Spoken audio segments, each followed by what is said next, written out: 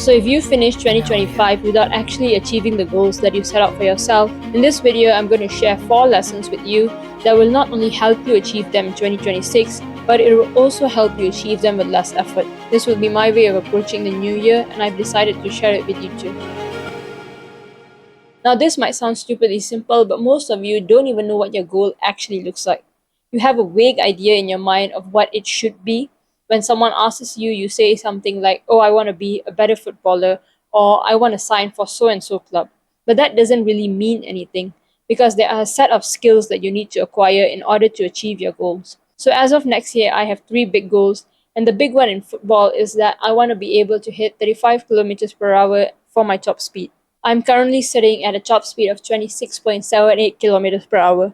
And I know that it sounds crazy that I want to try and achieve 35 kilometers per hour by the end of next year, but that is also another point that I want to make, and that is you should stretch your goals out. Most of you are afraid to achieve goals that are far-fetched. And you're afraid to stretch them out because you're afraid that if you don't hit that goal, you would finish the year thinking that another year has gone by and you've not made any progress. But the whole point of stretching the goal out is so that you do things differently. So if you're just starting out with football and you aim to make it into the state team, aim to make it into the national team instead.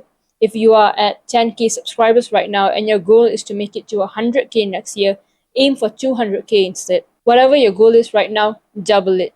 And even if you don't hit the goal that you've doubled, you will get a lot closer than you think. Most of you don't see the progress that you want because you're busy doing 100 things at once. You're brainwashed watching all these Instagram and TikTok reels that show you all these fancy skills, and you think that that is what you need to become a better footballer. And because you chase those fancy skills, you don't actually have the time to do the things that will actually move the needle. And when you do realize that you need to do all those things, it feels like you need 3 to 4 hours a day to train, or you won't be able to improve yourself as a player. But as someone who has played football for over 10 years now, I can tell you with conviction that 1 to 2 hours a day is more than enough to see the progress that you want. Because the simplest path to success is doing the simple things right. And you can get the simple things right done in 1 hour if you do it right without wasting time. 10 minutes of warm up, 10 minutes of juggling, 10 minutes of cone weave, followed by 20 minutes of dribbling or wall passing, and then 10 minutes of high intensity dynamic ball mastery. And if you have an extra hour in the day, you can go to the gym as well. I train about 2 to 3 hours a day, but most of you probably don't even have that much of time. You have school, you have work, and you have other responsibilities. So find the simplest path that will get you to your goal. In this video, I talk about the 10 aspects that you need to master if you want to become a better footballer or a professional footballer. So feel free to check it out here. Building up on the previous point, if you could only do 2 things to move the needle, what would they be? If you could only do 2 things to achieve your goals in 2026, what would it be? This isn't to limit your options to just 2 things, but it's to eliminate the 100 other things that you want to attempt. It's about learning to say no to the things that won't actually benefit you. It's easy to say no to the shit stuff, but not so easy to say no to the shiny stuff. But those are the things that you actually need to say no to. For me, if I want to achieve my goal of hitting 35 kilometers per hour by the end of next year, the 2 things that I need to do is 1, find a sprint coach and sprint more, and 2, go to the gym and get stronger. And that's it. Those are the only 2 things that I need to do if I actually want to improve my speed. And if you think of it like this, you realize that most of the things that you do aren't actually even benefiting you, and they're just there to waste your time. It's just there to make you feel that you're doing something.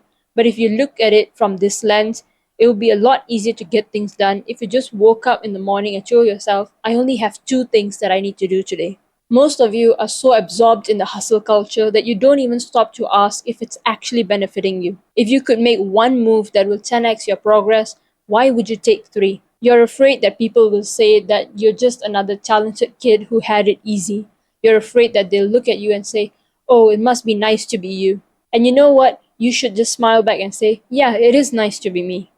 Why? Because that makes them feel that it's all the more difficult to achieve that goal, and it eliminates a competitor. So why wouldn't you? If you've already achieved the goal that you set out to achieve, what would need to be true? I recently went for a trial in Portugal, and this was the question that I used to help guide me during that trial. The question that I asked myself was, how would I show up in this trial if I knew for a fact that I had already signed for this club?